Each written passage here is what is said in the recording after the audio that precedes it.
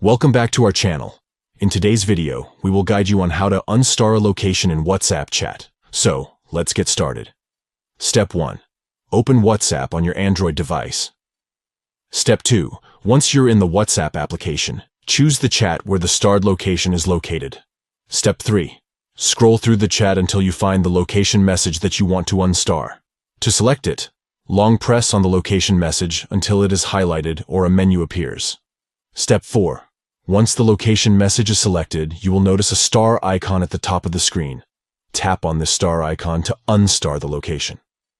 The star icon will no longer be filled in, indicating that the location has been unstarred. By following these simple steps, you can easily unstar a location in your WhatsApp chat.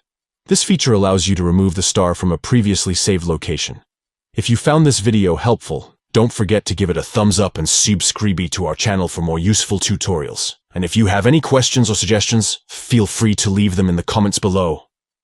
Thank you for watching, and we'll see you in the next video.